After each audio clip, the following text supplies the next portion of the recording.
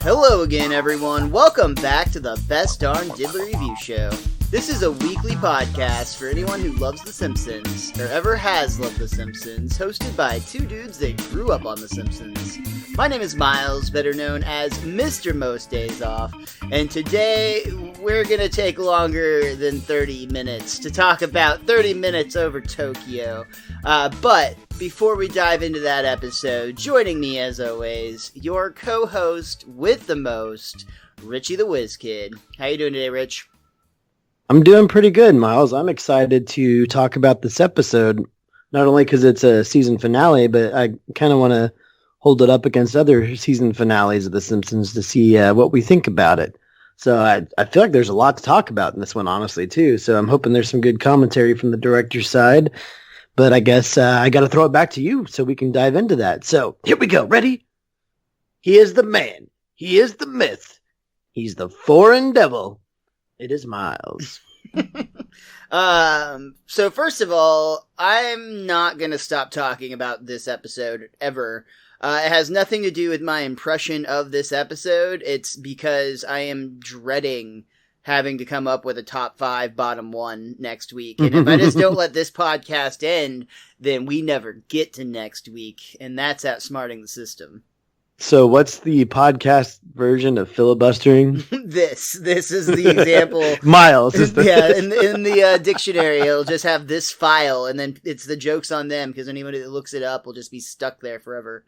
It'll be a live feed because we'll still be talking.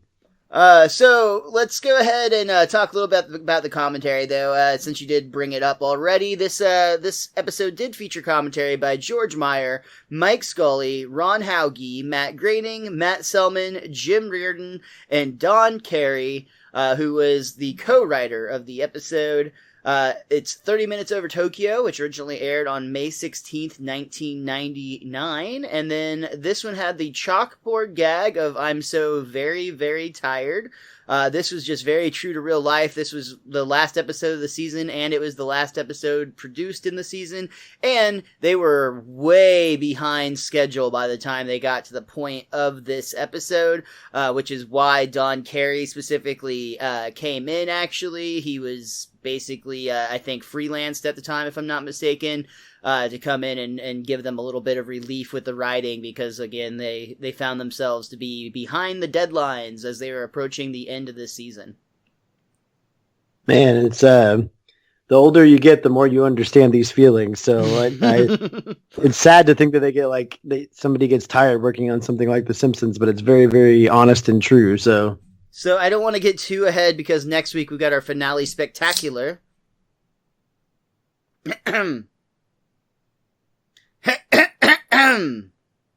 Spectacular! Hey, he's got one job, folks. Could have got a trained monkey, but instead I got Richie the Whiz Kid.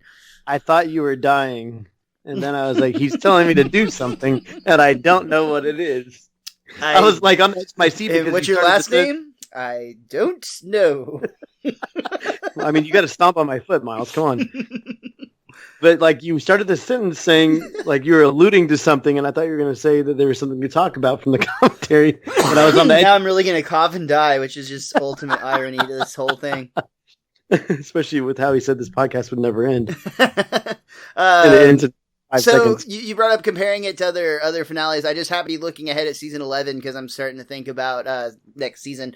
And the finale next season is the behind the laughter episode, if you remember, the behind the music parody, and it's just thinking about that on the crutch of being on a time crunch. It's oh yeah, they were in a hurry, which I remember liking that episode. I'm just saying it's a completely different idea than this. Yeah, that's a little bit different there, but I mean, I actually I enjoyed the hell out of this episode. I think this was a lot of fun, and I want to talk about it. Okay, well then I guess we should. I'm gonna tell you right now, though, I brought up the commentary to let you know in advance that it is going to be on the lighter side of things. I've got 3 notes written down, and they're all very short. So We'll get there when we get there. Let's start at the beginning, I suppose. We never mentioned the couch gag, which it shows the Simpsons run in, sit on their couch, they fall through it, and this is relatively terrifying if you think about it for too long. But basically, their couch shreds them like paper and spits them out on the floor. I think we've seen that one before, at least once or maybe twice. I don't know. Yeah, we definitely have seen it before. I really like the opening bit here, which it's funny because we always joke about they open on them watching TV so much, and in this case, they just like technology downed a bit because it shows Lisa's reading the magazine Wired. Just technologied up. Yeah, think about that's fair. But I really love this whole bit because Homer comes in and he's excited because he thinks it's the new, the new issue of Weird magazine. I love the hilarious send-ups of hit movies. Dad, it's not. Gigabyte. They've done it again. Gigabyte. And that's when he kind of realizes, though, in the moment, that it's not the right magazine. This isn't Weird. Why, there's no magazine called Weird, is there? And Lisa takes back the magazine. This is Wired. It's about computers and technology. But that's when Homer notices something on the back of an ad, basically, on the back of the magazine. Well, Lisa actually points out that there's a cyber cafe opening in Springfield, and she wants Homer to take her. And she's like, please, I'll show you how to order pizza over the internet. The internet? Is that thing still around? I know a website that shows monkeys doing it. But Lisa tries to interject with her brother, Bart. The internet is more than a global pornography network. It's also... Honk, honk, honk, honk. Come on, Lisa. Monkeys. And Bart and Homer are already in the car. I don't even know who Lisa's talking to at this point. We see the Simpsons minus Marge go to an internet cafe, which immediately dates this episode like crazy. You know what else dates this episode like crazy is I wrote down, because Willie's the one I saw using it, but then when it pans out, everyone's using it. They all looked like iMac computers, which I actually had one of those when I was younger. Oh, wow. Yeah, that's 100% what they were. They were based on the very popular iMac computer at the time, complete with the different colors that they came in. Good eye. Mm-hmm. But yeah, this whole concept of an internet cafe is very, very like late 90s. Like, and really these things were only around for like maybe a couple years before everybody's like, oh yeah, it's really awkward to watch porn when there's people next to you. But I guess to some extent these evolved a little bit into like those gaming centers where you can go and like play high-end, video games on like really nice TVs and stuff. Like I've seen some of those like gaming cafes that still exist even relatively recently, like pre-COVID.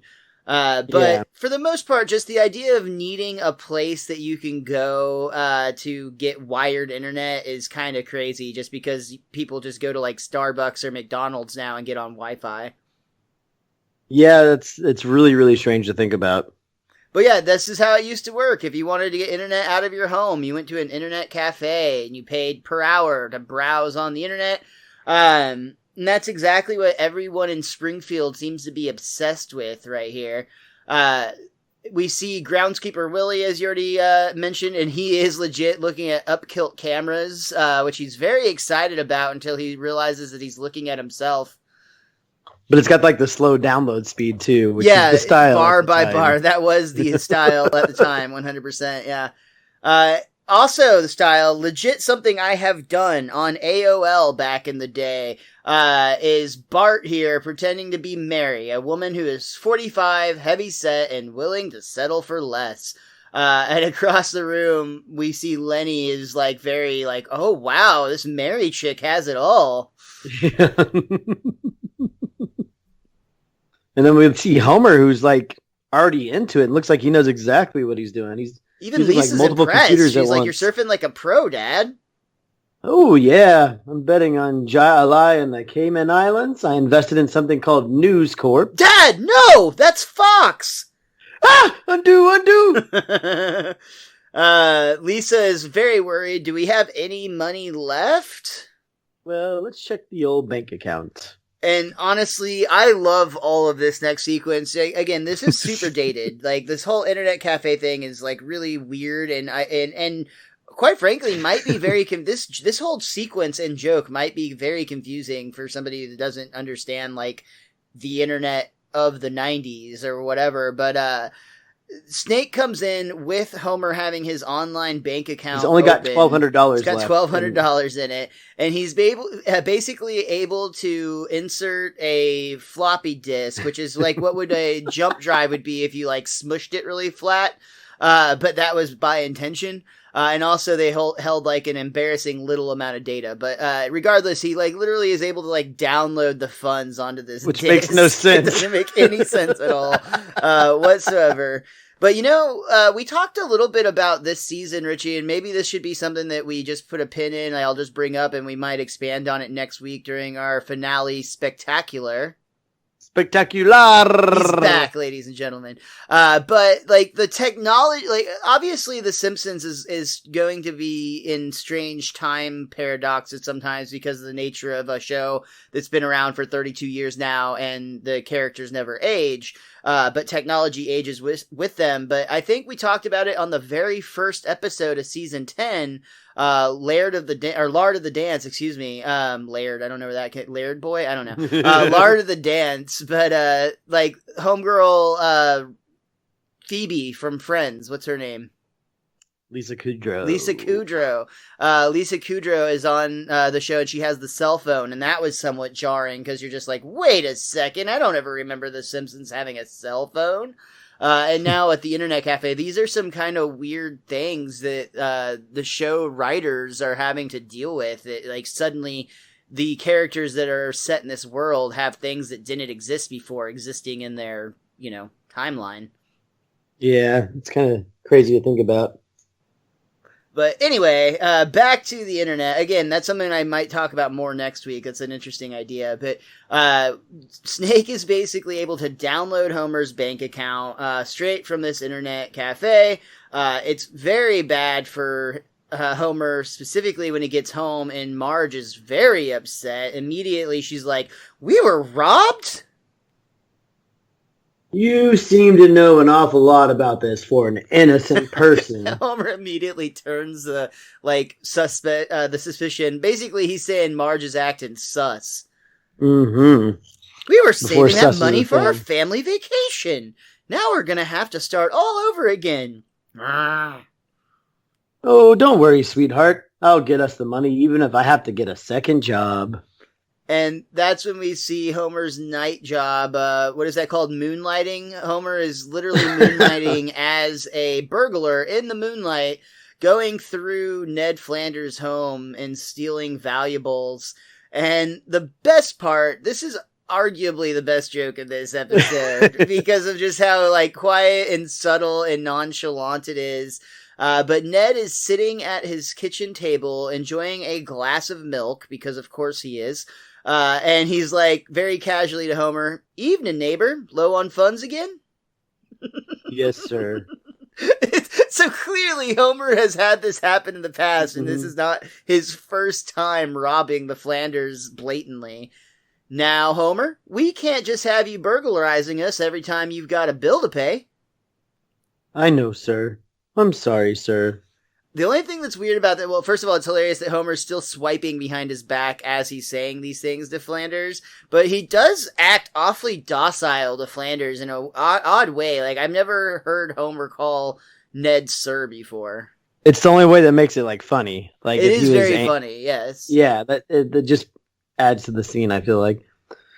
"It's just that you and Maude live like royalty in your fancy castle. Well, I've got Marge trapped over there like a pig in a mud beehive." "Oh, we're not as well off as you think. We give to 8 different churches just to hedge our bets. And the Leftoriums business has gone way downhill since Leptophilus moved in next door." Left-handed stores next to each other. I wonder if it moved in on the left or the right side of Leptorium. Oh. "Well, if you're not rich, then how come you have a new refrigerator, an electric can opener, a milkshake machine?" "We picked them up cheap. They were evidence in a murder trial." Sweet. We got that tip at the Chuck Garbedian Mega Savings Seminar. Go on. And Homer's making himself a sandwich. Homer starts helping himself to a sandwich. Ned is basically telling him things like, he taught us to live like Burt Reynolds' lifestyle on a Matt Davis income. I don't know who Matt Davis is. Nobody does, Miles. That's the point. That's the joke. But basically he's one of these like money gurus, like Dave Barry comes to mind. That might not be the right name. That might be a comedian. I'm tripping, but Dave Ramsey. That's who I was trying to think of. But he's one of these people that, like, essentially you pay money for them to explain for you how to save money. I might have a hack on how to beat that system, by the way. We'll talk about it later. But either way, the best part about this whole sequence, in my opinion, is while Ned is talking about giving these tickets or letting him know about these tickets, Homer is swiping them off the fridge. Yeah, they've got the little, like, Christian fish symbol thing with Homer the tickets on it, and Ned walks out of the room, and Ned steals the 2 tickets. He's like, maybe I will, Flinders, maybe I will. Then he comes back for the magnet. Yeah, it's like, maybe I'll see you there. Yeah, maybe I will. So we see Homer and Marge at the Mega Savings Seminar, and this is actually Hank Azaria here, who is doing the voice of Chuck. Are you tired of missing out on the good things in life? Family vacations? Jetpacks? Solid gold dancers? There's only 3 left in the world. Well, stick around, because I'm going to tell you the 12 saving secrets Wall Street won't tell you. Then I'll show you the 3 ways to get back to the highway, including one shortcut those Wall Street fat cats don't want you to know. Yay! And this is a really funny sequence because we see Mr. Burns and Uncle Pennybags as he's listed. It's very much the Monopoly Man. Oh, here we go with the fat cat bashing. Well, what do you expect? These yokels are pure Baltic Avenue. Uh-oh, I'm late for the short line railroad. And he hops in like a little tiny, like, basically if the Monopoly car, like the token, I mean, I play with the dog, but some people play with the car, I'm sure. But it's like a larger size one of those that he can drop in and drive off in.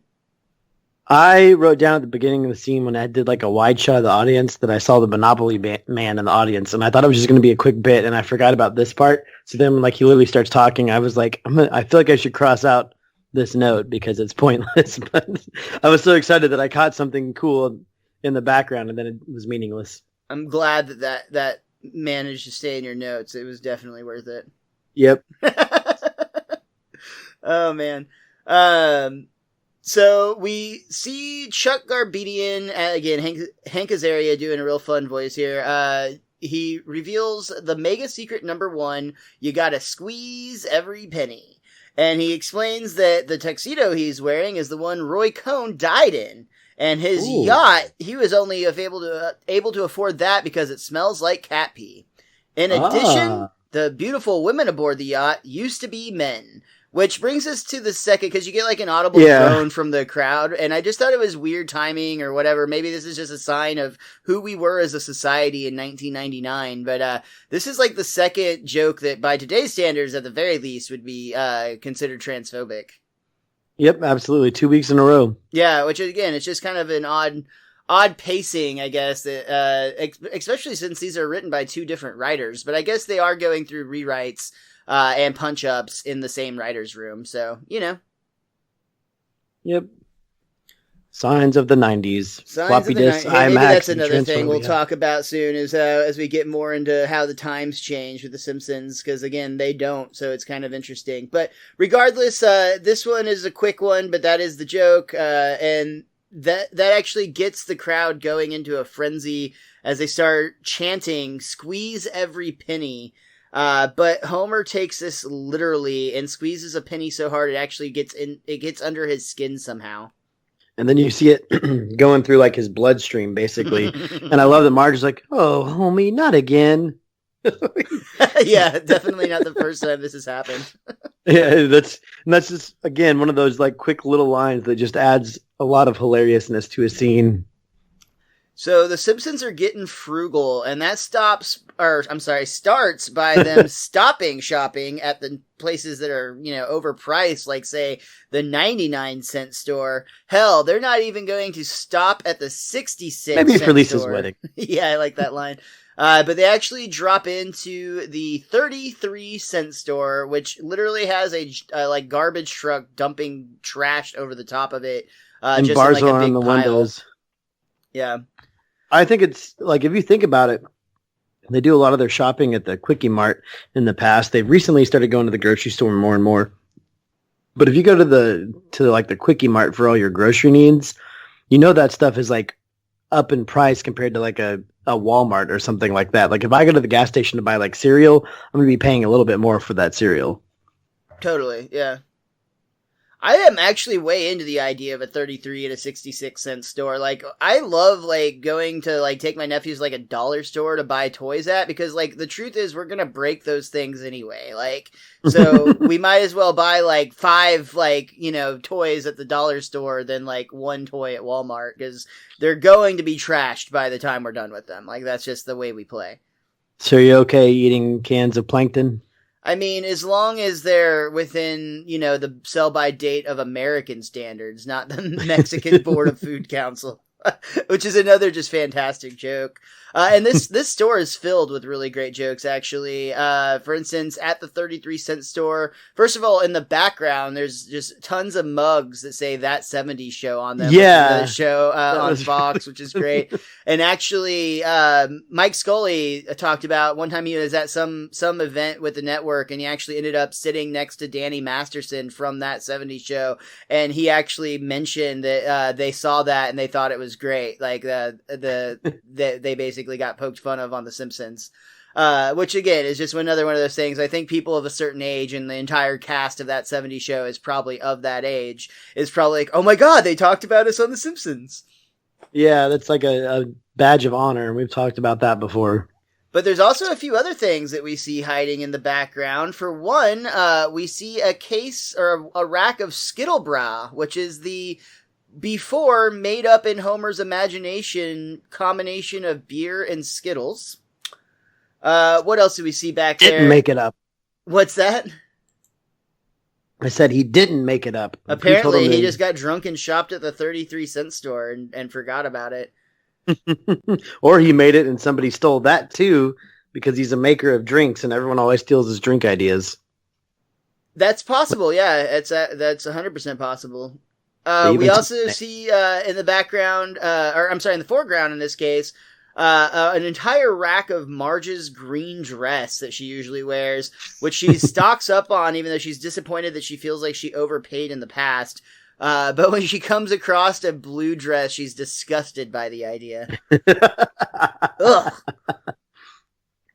And that's where Homer finds those 33-cent cans of plankton that you mentioned. Lisa warns her that the Mexican Council of Food said it expired 2 years ago. And again, great joke by Homer when he's like, sure, by their standards, but we live in America. Which, again, joke is that makes it worse. Lisa points out that it can cause red tide poisoning. Too late. Homer is definitely suffering from that. But it's so cheap. There's a lot of I'm glad there's a lot of like Homer pumping out the American chest in this episode, because that still plays so true today. yeah and it's fitting for what they're about to go through and everything. But we see back at the Simpsons home, they're gonna try to see how much money they save, so Homer breaks open the piggy bank, which Marge points out he could have just opened from the bottom. A little late for could'ves, Marge. Unfortunately, Lisa counts the money and declares there's not enough here for a vacation. There is for a mega savings vacation. And she pulls out her Chuck Garabedian pamphlet, I guess, that points out how you can fly mega cheap if you don't care where you go. And then Chuck actually pops in through the window. That's right. Just go to the airport and wait for some no-shows. Then you can buy their seats for a fraction of the price. Are you going through our garbage? That's right. You fat cats didn't finish your plankton. Now it's mine. And I like his little shimmy where he's like running away with all the garbage back by the fence and just dropping garbage on the ground as he runs. I love his like exploitative use of the term "fat cat." That is so good. Like he's calling the Simpsons fat cats for not finishing their 33-cent store plankton. Good But it's stuff. expired. Yeah, yeah. So we see at the airport, the Simpsons have each dressed for their dream vacation. Marge wants Hawaii, Lisa wants Paris, Bart wants Transylvania, but Homer is like, no man, let's go to Jamaica, and I've been in the Babylon too long. Attention, Flight 605 to Tokyo is ready for departure and has 4 available Mega Saver seats. And Marge is excited, and Homer's just like, no Japan, Jamaica. I want to pass the Duchy on the left-hand side. Never mind. Looks like the Flanders are going to get those seats anyway. But that is enough to make Homer forget all about the motherland, and instead, he gets more into his competitive nature with Ned Flanders, where he actually hijacks one of those, like, airport carts and runs over the People Flanders. Sayonara, suckers!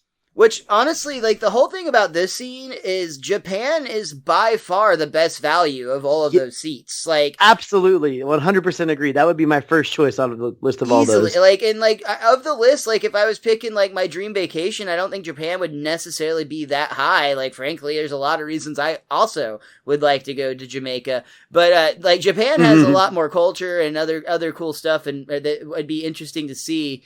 But it'd also be just so expensive to get there, and the fact that they're getting it for like a discount or free or whatever is just like crazy.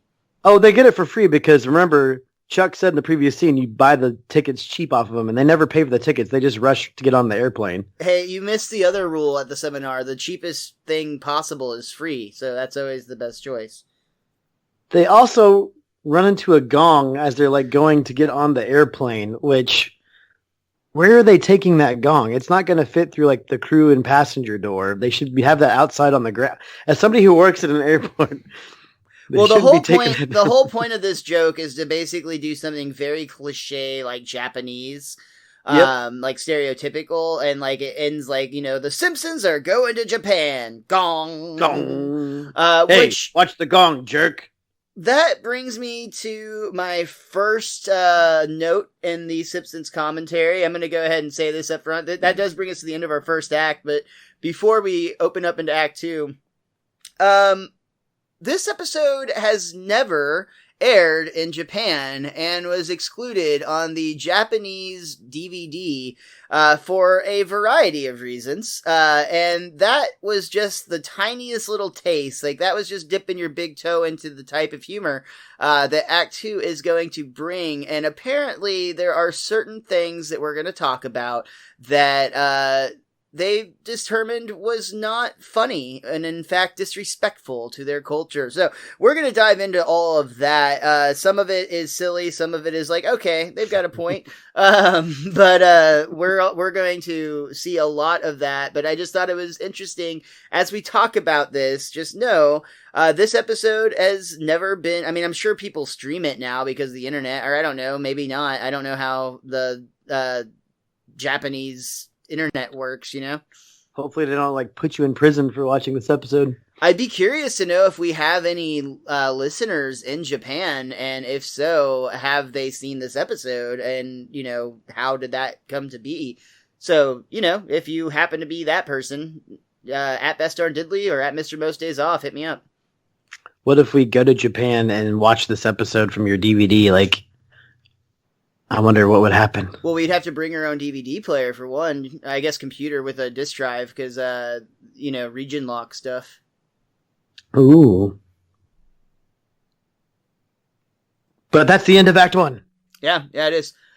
So we jump into Act 2. We're taking an airplane. We see it take off. Homer is still disappointed about going to Japan, even though, again, he's just like way caught up on Jamaica for whatever reason. But Homer does try to cheer him up a little bit. He's like, come on, Homer, Japan will be fun. You liked Rashomon. That's not how I remember it. Besides, if we want to see Japanese people, we could have gone to the zoo. Homer? What? The guy who washes the elephants is Japanese. His name is Takashi. He's in my book club. Dude, I didn't know about the Rashomon thing. Are you talking about from the trivia? Yeah. Go ahead. I was going to bring it up, but let's go ahead and talk about that real quick. So if you don't get this quick bit, because it'd be almost, you just have to know it. I definitely didn't. But it says on the plane, or Marge says to Homer that he liked Rashomon, which is something, was it a movie, I guess, in 1950 by Akira Kurosawa? Yeah. Homer claims he doesn't remember it that way. And the joke is that it's a famous film about people remembering different things about the same event. Yeah. So it's like a very, very subtle joke. Which is so smart, but really fun. Yeah. And I love that, like, it's something related to the culture, too, because it's a Akira Kurosawa film, so... so I also really like the they set it up like they're about to do, like, a horribly racist joke, but then Homer's like, what? He's a guy in my book club. And Lisa also points out that the safety instructions on the airplane are actually written in haiku.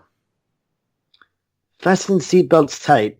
Your seat cushions float gently. Headsets $5. As you get a new headband for reading that one too. I love it. Ghost of Tsushima reference. That's good stuff. Hey, if you're a Ghost of Tsushima player and you're good, hit us up because we need people to do the raids with. Miles also needs people to help him pronounce Tsushima too a little bit. So you know what? I'm here to lead raids, not read, man. So we see the plane taking off, and the stewardess actually asks Bart to turn off his Game Boy. Which Bart basically is like, all right, you're the boss. And the waitress is what he says. Yeah, he says waitress, which is another kind of outdated term. But it's really funny because as Bart clicks off his Game Boy, it clearly affects the electronics more than they realize because the entire plane malfunctions and starts to fall out of the sky. This always made me want to make sure my gaming devices were turned off when I got on airplanes. I never turn them off. The person will always come by and ask me, is your thing in airplane mode? And I always say yes, but I never do because I'm 100% positive that is bullshit and nothing actually happens.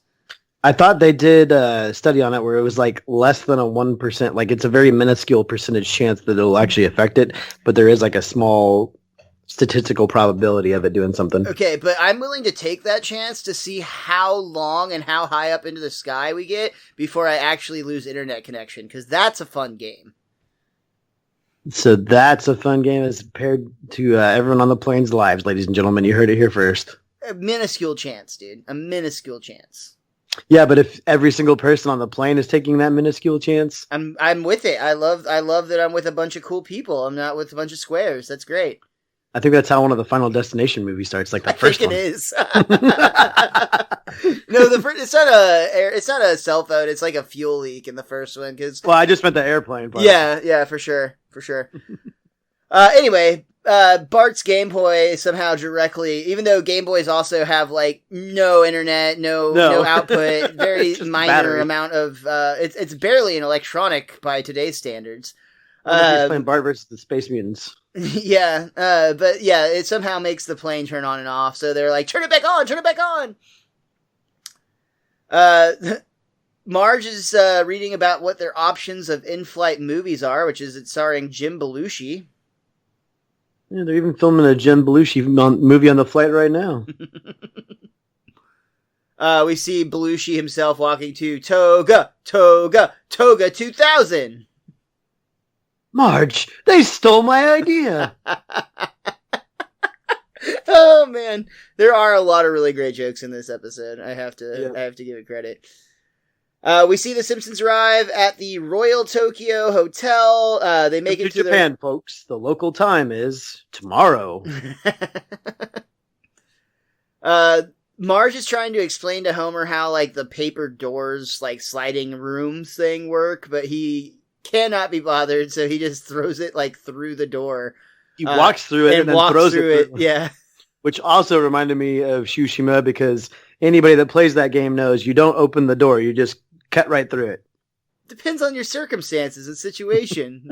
There are stealthy most of moments the people we play game. with cut right through it. I'm a stealth player, thank you. It's for the one and only time in his gaming career. Yeah, you usually just walk straight through the door. Wood or paper, but Even the toilet system is very friendly in Japan. When it greets Homer, it says, "Welcome, I am honored to accept your waste." And then does this like really cool water show. Yeah, it's like the fountains outside the Bellagio. They're colored. They're years ahead of us. Bart actually turns on the TV and actually gets a POV shot from the toilet bowl, which is disturbing. Then he calls everybody into the room. Like, what did he think was going to happen? And everyone's like, "Ugh," when Homer sits down. Yeah, this is a disturbing, very pervy joke, but still funny. Lisa checks out the view from outside the window, and she actually sees several like famous Japanese landmarks, such as the Imperial Gardens, the Meiji Shrine, and the Hello Kitty factory. And then you just hear like the sound of cats being incinerated. So that was one of the specific lists of things that was very found to be very offensive. They hated the idea, like apparently in Japan, not a fan of the idea that Hello Kitty is made by killing and torturing cats. Who would have guessed it? Or they don't want that thought to be out there among their people because it's true. But even worse is Bart changes the channel to local TV, and he recognizes a TV as the one that it's a show he knows is the one that causes seizures. And it's cartoon robots with flashing eyes, and sure enough, Bart falls on the floor and starts... His eyes get like super dilated. Yeah, and he's completely having a seizure. The rest of the family goes in to see what's happening, and they all end up having seizures together, except for Homer, who finally comes out of the bathroom, sees what's happening, doesn't understand, and then just fakes a seizure. Yeah. And then as soon as the commercial hits, everybody gets up and is just totally fine. So this and one other joke are actually the two that were listed as like the most offensive things that they did in the show, apparently, because this whole like flashing eye robot causing seizure thing is actually a very real thing. It was they called it battling seizure robots, but it was actually a parody of one of the Pokemon cartoons that played in Japan that caused about 700 people to go to the hospital. Which is why they thought it was disrespectful that they were essentially making fun of that, which that happened in 97, so I guess it was a tragedy and they just felt there hadn't been enough time yet to make fun of it. I mean, when they were in Australia, they made fun of the dingo ate my baby, so... Mm-hmm. Based on the way the commentary talked about it, I do not get the impression that they regretted their decisions. And that was like a big reoccurring thing in this episode, too, so... One other thing actually is while Bart is flipping channels here, you briefly get a shot of a Mr. Sparkle commercial. Oh, I didn't even catch that. Yeah. That's awesome. Pretty fun little callback. And actually, that brings me back to the commentary. This isn't really something to mention that they said as much as just Don Carey, who I mentioned was one of the co-writers of this episode. The last episode he wrote for the show was the Mr. Sparkle episode. So apparently the dude just really likes putting the Simpsons in a Japanese environment. I mean, I'm all there with him here, especially when Homer says all that season made him hungry, and Lisa says, let's go to an authentic Japanese noodle house. I'm all about that. And of all of the places in Japan that they could go to have a unique experience, this was an experiment, but they go to America Town, which is because the toilet recommended it. The toilet told them that's where to go. Basically, it's a theme restaurant where it's a Japanese restaurant themed to the United States. And Marge wants to see how the Japanese take on the club sandwich because she bets it's smaller and more efficient. Yeah. And each table at the restaurant is shaped like the state where the Simpsons get sat at Massachusetts. Can't believe they stuck us at Massachusetts. Hey, I once knew a man from Nantucket. And? Let's just say the stories about him are greatly exaggerated, which that's a sex joke. So I'm not even going to attempt to do it because I'm honestly not sure at what point it becomes racist and which point it just becomes embarrassing. But basically we get a waiter who is very clearly Japanese trying to do like American accent, but not really knowing American culture. He says, "Howdy gangstas. I'm average American Joe Salaman waiter." Salaryman, yeah, Joe Salaryman. These prices suck. 10,000 yen for coleslaw? And Lisa wants to know if they serve anything that's even remotely Japanese. Don't ask me. I don't know anything. I'm product of American education system. I also build poor quality cars and inferior style electronics. Nailed us, honestly. They got us. He's wearing a shirt that says UCLA Yankee Cola. It kind of reminds me of when Apu was trying to be like an American citizen. Yeah, he's trying to wearing like Mets and Yankee stuff or whatever. I forgot. I love Homer's reaction here because after he says all that, like about poor build cars and inferior electronics, Homer gets excited. He's like, "Oh, they got our number." At least Homer can take a joke sometimes. Right. I think it's just if he doesn't get it. But outside, we see the Simpsons stop at a fruit stand, and Homer is very willing to overpay for a square watermelon, despite the fact that it's $150 American. I thought it was yen. I wasn't sure, but no, that I makes think more it's sense because they're running out of money fast. $150, which means I think Marge did the translation in her head.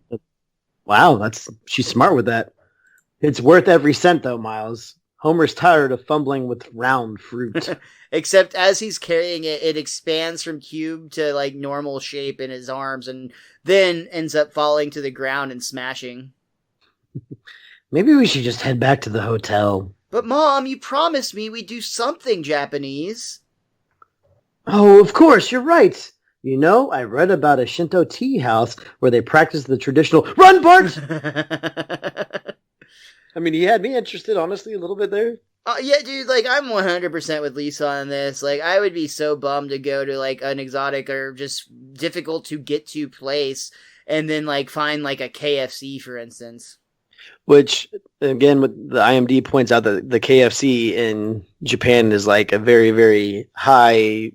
Like, what was the time of year they love to go there? But, like, it's very, very popular in Japan. I think they go there on Thanksgiving or Christmas. That's right, yeah. And it's so that's apparently crazy. A very popular fast food restaurant in Japan.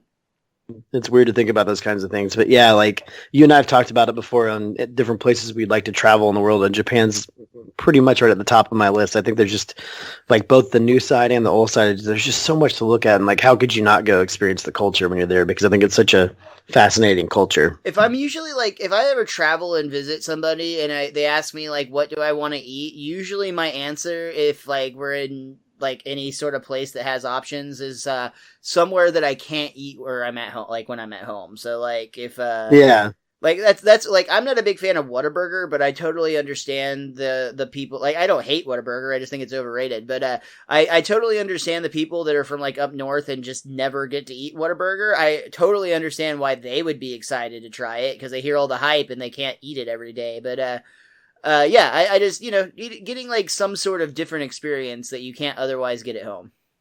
Exactly, especially if it's like authentic too. Mm-hmm.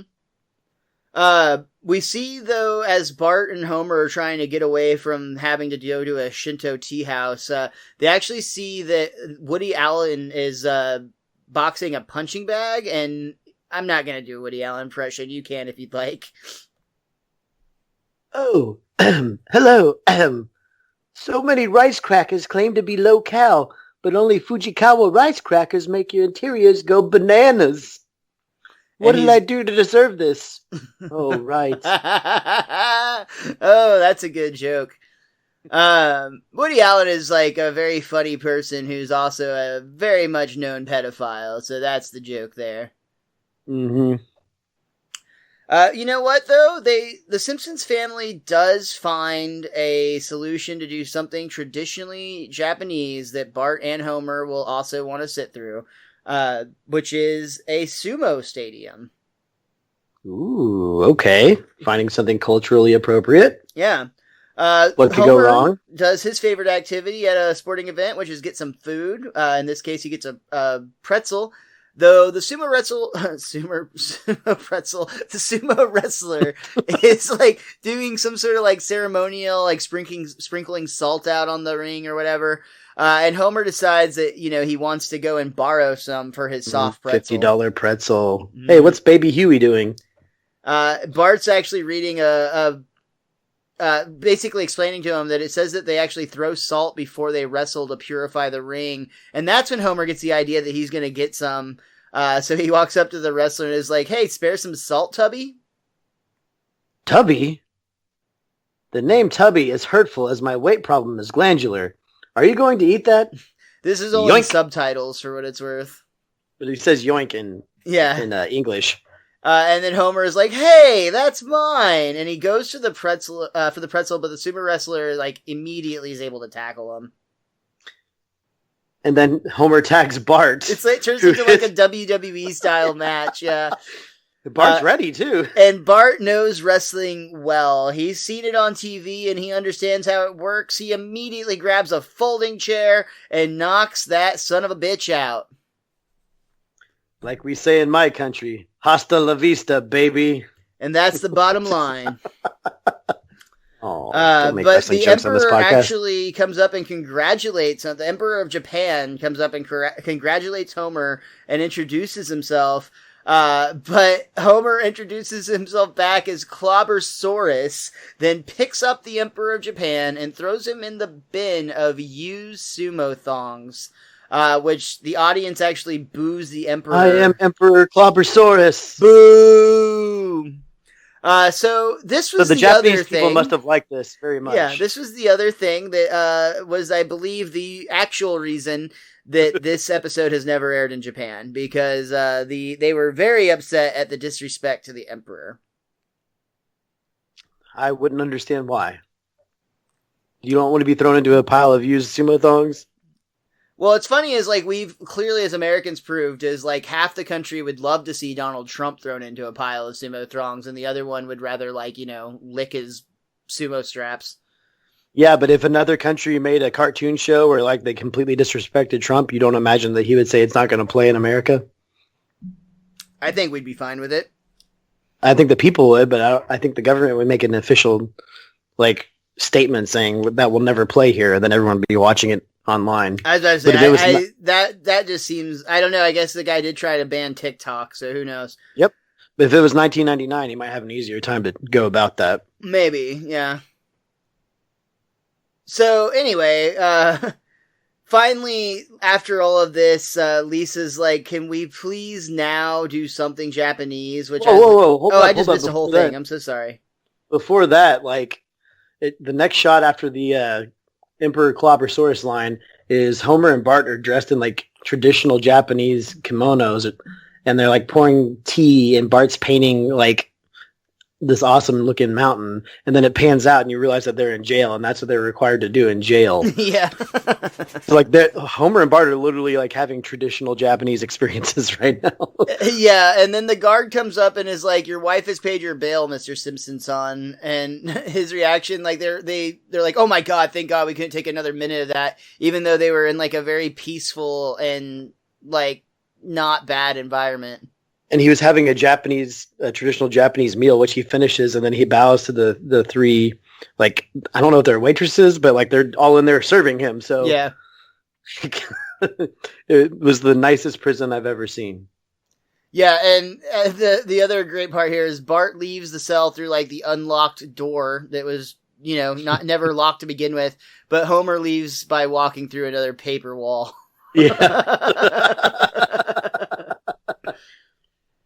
Again, this is where Lisa is like, now can we go and do something Japanese? But Homer at this point is kind of over it. Oh, I'm sick of doing Japanese stuff. In jail, we had to be in this dumb kabuki play about the 47 Ronin, and I wanted to be Oshi, but they made me Ori. Then we had to do really 2 hours of origami, followed by flower arranging and meditation. They're literally describing, like, Lisa's perfect day. Yeah, and then Homer speaks to Bart in like perfect Japanese, and it's subtitled. Should we tell them the secret of inner peace? No, they are foreign devils. Like they've done everything you would want to do while you're in that country. Marge she, is like, really old. sympathetic towards Lisa, but she can also be more of a realist than the others can. So she says, "Honey, I know you want to see Japan, but we're down to our last 1,000,000 yen." And she takes a single bill out of her hair. Don't worry, Ichiban. I'll show you something Japanese. And Homer actually folds that 1 yen note into a paper crane. Oh, it's beautiful, Dad. It's a crane. The Japanese believe they bring good luck. Be careful. We need that money to get home. And immediately the wind picks up and carries the bill away. And we get a subtitled "Do," which brings us to the end of our second act, which finds the Simpsons stranded in Japan with no money, and they end up at the United States Embassy, where the ambassador explains that, "Mr. Simpson, I know you lost all your money, but don't worry, the United States will not stand idly by while one of its citizens is stuck here like this." And that's when an officer actually hits Homer with the butt of his gun, which gets him unstuck from his metal detector he is passing through. But Mr. Ambassador, how are we going to get home? Beats me. Try getting a job and earning some money. That's what I did. By the way, ambassador's taken. We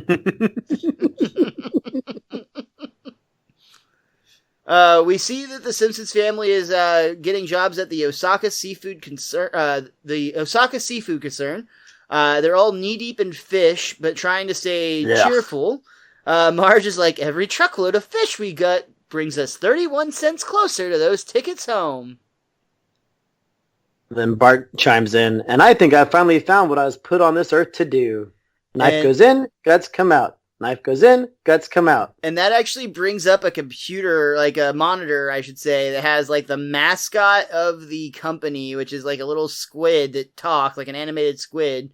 I'm sorry. First, Bart actually sees the fish come up and talk to him, where he says, "Spare my life, and I will grant you 3 wishes." Knife goes in, guts come out. Which is an old Japanese folklore about a fisherman and a talking fish. Indeed. It's a reference to that. And they say that on IMDb, they point out that the fisherman lived in basically a pigsty with his wife, which they said was a reference that Homer made earlier in the episode when he was talking to Flanders, when he says, "But we live in a pigsty." So they kind of tied it all into that story a little bit, I'm assuming. It's crazy that there's probably, I'm going to say, 4 people on the planet that got that joke, and 2 of them wrote this episode. But that's when Lisa actually gets excited because the company loyalty song is coming on, and that's when the monitors pop up. We see a squid, like an animated squid, comes up and he sings, "Knife goes in, guts come out. That's what Osaka Seafood Concern is all about." And he literally guts himself and dies. Well, this sucks. That's a good metaphor for society, for what it's worth. Yeah. And then Homer grabs an eel when he wants to see what else is on and whips it at the TV to change the channel. And that works somehow, because we actually see that there's a game show on the TV now. And we see the audience cheering as a family climbs into a new car.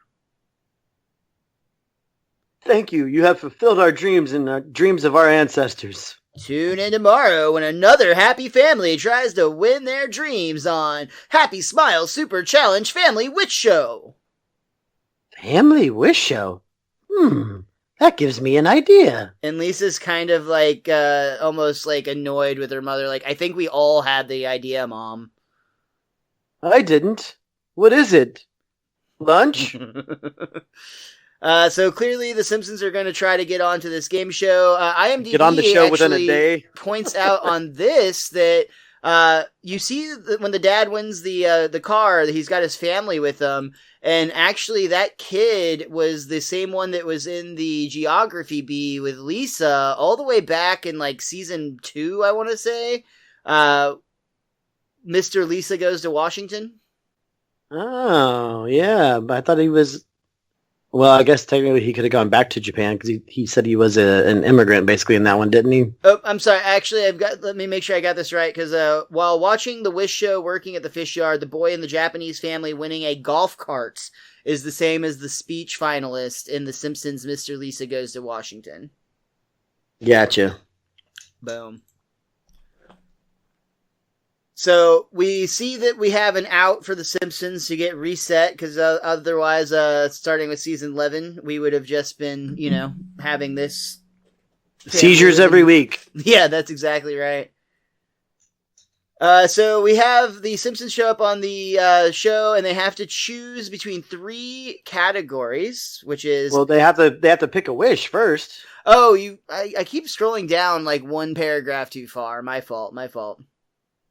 And Homer's right on it this time. He knows exactly what to do. He's asked, have you guys picked a wish yet? Yeah, there you go. Well, I haven't talked it over with the family, but I think we'd all like a free dinner at Americatown. Marge actually reaches over and covers his mouth. No! We want plane tickets home to Springfield. Notice they don't say anything other than just Springfield. Yeah. Now, our game shows are a little different from yours. Your shows reward knowledge. We punish ignorance. To which Homer responds, Ignore what? And flames come out of his microphone and burn him. To which the audience loves. They laugh. He's the perfect contestant for this audience. They're in trouble. Punishing ignorance is not going to be Homer's strong suit. But it's a good thing he can take a lot of pain. Yep. Now they have to choose between the 3 categories. And those were, ow, that hurts. Why are you doing this to me? Or, please let me die. We'll go with, ow, that hurts, Skip. My name is Wink. And then Marge gets skunked because of that. They literally lower a skunk down and it sprays her in the face. So we see Marge, Maggie, Lisa, and Bart are blindfolded holding sticks while Homer is gagged and inside a giant piñata, which is lowered down, and then everybody starts swinging away at Homer. Everybody's laughing, of course, until Wink instructs the family to pull off their blindfolds, in which most of the family is horrified that they had no idea that they were beating up their father/husband. Homer's like, can someone whack the hernia back in? Well, I like that Bart was like, I had an inkling. Yeah. And Bart's also the one that's volunteering to hit the hernia back in, but Wink takes away that stick. So this is actually the second point on the commentary. I want to say that it was, again, the co-writer of the episode, Don Carey, if I'm not mistaken. If not, it was somebody on the commentary. The idea for this, sadistic game of beating up the human piñata came from a child's birthday party where a magician did a trick called the human piñata, where he legitimately did just this. The idea being that they would have the kids hit them with sticks, and just at the time that they were about to, or they had a timer or something, he would come out and candy would fall out and everybody would be happy and blah blah.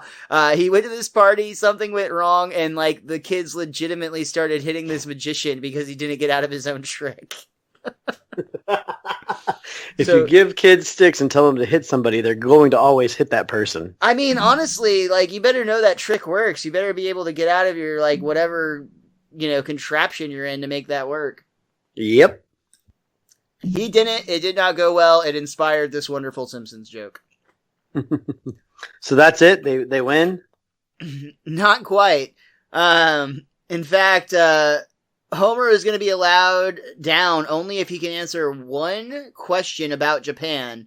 And without the answer Japan? Yeah, he doesn't even wait for the answer or for the question to be asked. He's just is the answer Japan? And Wink is obviously annoyed that yes, that is correct. Well, he looks at the card and then he's like, what? And then he turns around and starts yelling in Japanese at somebody, and that might be my favorite joke on the episode, just because why would you do that question?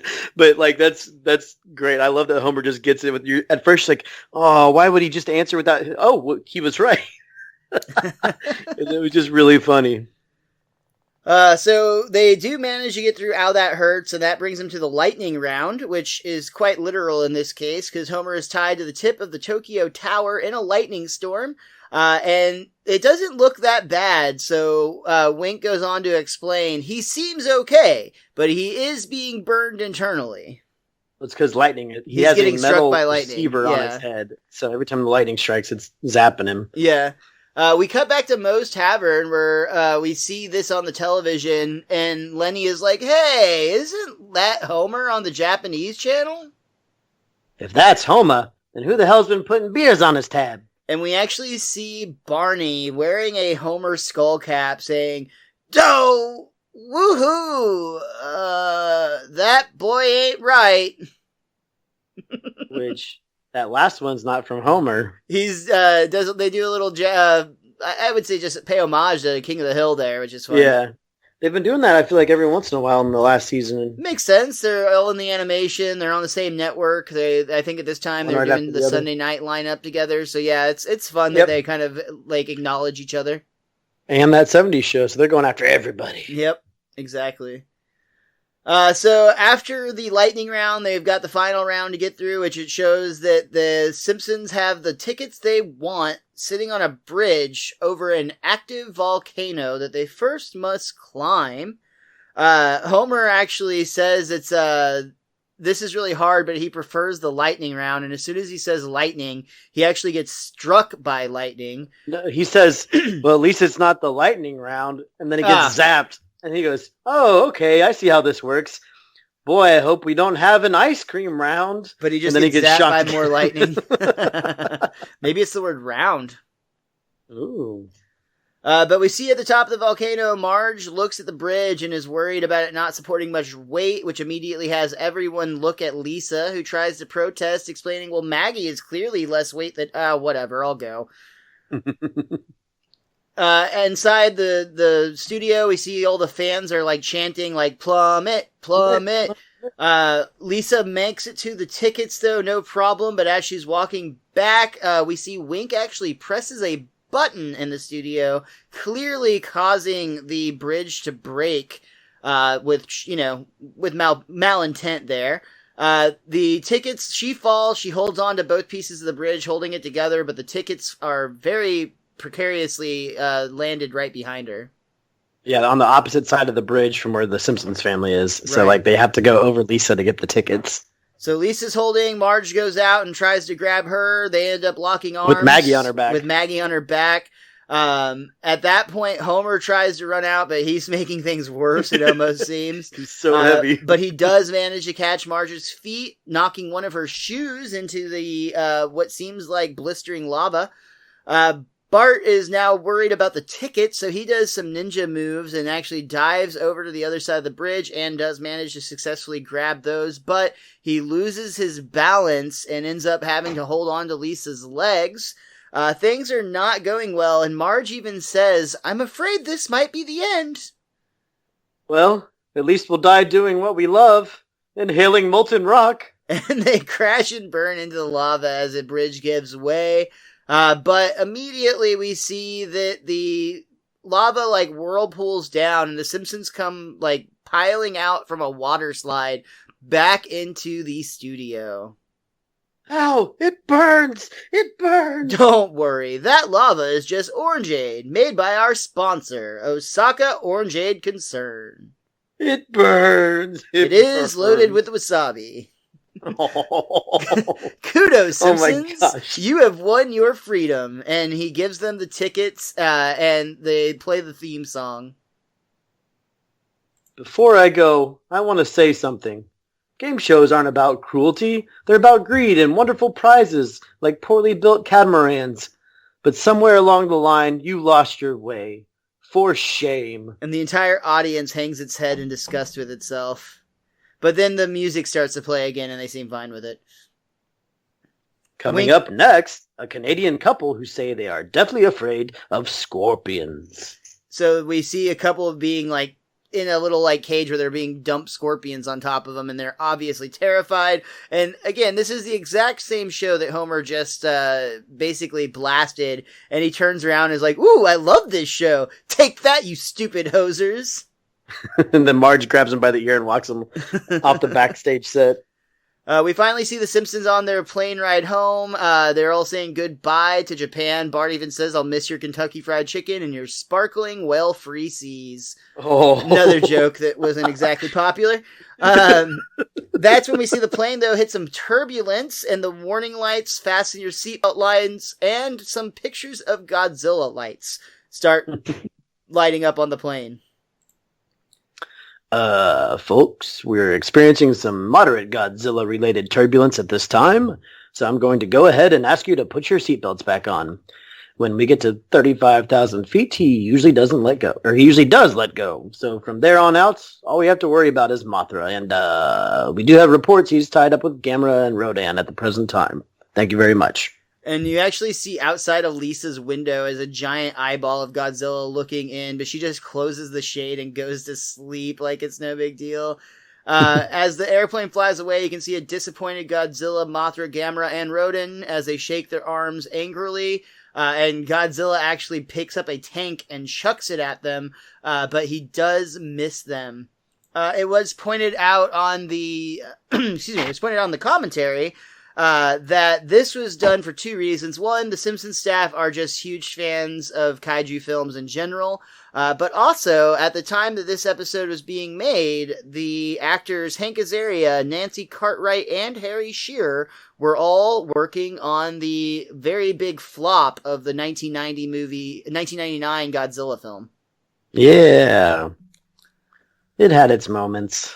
It was pretty universally panned, and I do remember being really excited about it. I had the soundtrack, which was great. I remember, I had a cup from, 7-Eleven or McDonald's or something like that, like a promotional cup. And I do remember seeing that movie in theaters and just being like, oh, okay. And I went to see it, and I definitely knew at the time that Hank Azaria was from The Simpsons. So, that was a big draw for me. That was the only draw, really. And I knew who Matthew Broderick was. Sure. I forgot he was in it till just now. Oh, also we should mention that the normal credits were replaced with the battling seizure robots background, and they kind of changed the font to have an anime style font. And instead of the Gracie shh, instead of that, we hear Homer shouting once again, "Undo! Undo!" Mm-hmm. Which I think it's funny. I think it's the last maybe 3 or 4 episodes over the Gracie shh. They've been kind of playing around and editing stuff into that. Yeah, they have been changing it up a little bit, but I mean, after you've been doing it for 10 seasons now, you got to start changing things up slightly. Indeed, 100%. But yeah, that brings us to the end of this episode. Rich, is there anything else that you or that book of yours want to mention? I did want to say that, I actually really enjoyed this as a season finale, and I don't know if it's just my desire to want to go visit the country and our recent love of video games based in the area, even though they didn't go to that area, because there's a lot of different islands. But, I even remember this as a child. I always wanted them to go see, the parts of Japan, and I'm upset that they didn't. But there were a lot of hilarious moments in this episode, and especially, for season finales in the past, there's been decent ones, but I feel like this one was a little bit better in my mind. We do got to point out that the pilot called Mothra a he when Mothra is a she, so we know that. Sorry, guys. We were just reading the script. But other than that, I just... Oh, snap. I just honestly didn't think about it. I didn't really gender my kaijus. I mean, but if they have a preferred pronoun they want to go by, then that's what should be used, right? Oh, of course, yeah, 100%. But the other thing is that IMDb points out is that Marge's shoe falls into the lava, and then when they slide down the slide, it's back on her foot. So funny, good stuff. Maybe, yeah. But again, I very much enjoyed this episode. I expected to like it a little bit, but I think I liked it more than I remembered when I watched it again. All right, I told you I was buying time to make it so we don't have to get to next week, so I hate to tell you now, but I never actually hit record on this episode, so I guess we're just going to start episode. Hello again, everyone. Welcome. Oh, no? Okay. I guess... You're doing this one solo. I guess that does do it for this week's Best Darn Diddly. Way to bring the energy down. Yeah. I'm legit. I'm terrified, dude. This is the hardest time ever of the season. This is gonna be a tough one. I feel. I haven't really even thought about it yet, but we will be back again next week, guys, to do our finale spectacular. So that's going to be a thing. Yeah. In the meantime, make sure you follow us everywhere online at Best Darn Diddly. You can find Richie at thewiz_kid23, and I am at Mr. Most Days Off if you want to check out any of my comedy or other random stuff that I post. And don't forget, on top of all that, that's a lot, 2 follows right there. Man, that's so much. But you got one more you got to do. You got to get on that Twitter page you got there, that Twitter app on your Android or iPhone device or other, and make sure you follow our show at Best Darn Diddly. That's DIDDLY. I do feel like I started with Best Darn Diddly when I asked to follow, but you know what? That is more important, so we'll bring it up twice, and he told me how to spell it, so that's that's important for sure. But yeah, next week, guys, we're back again. We're going to do our top 5, bottom 1. Richie's got an idea of something that he wants to bring up. We're going to talk about some big changes that are coming to Diddly in season 11. Which is just 2 weeks away now, which is fucking crazy. I guess technically might be 3 weeks away, depending on how you want to look at it, but more to come with our big reveal of that next week. So yeah, come back next week for our season 10 finale spectacular. During that podcast, Miles, should we tell them the secret of inner peace? Not the... What was it? Damn it. Foreign devils. Not these foreign devils. Unless you are from Japan, because again, I would love to hear from you about your experience, if you've seen this episode, heard this episode, if it's now played in this episode and the information we have is super outdated. I would genuinely love to hear from you, so hit us up. But other than that, until next time, be cromulent to each other. Worst outro ever.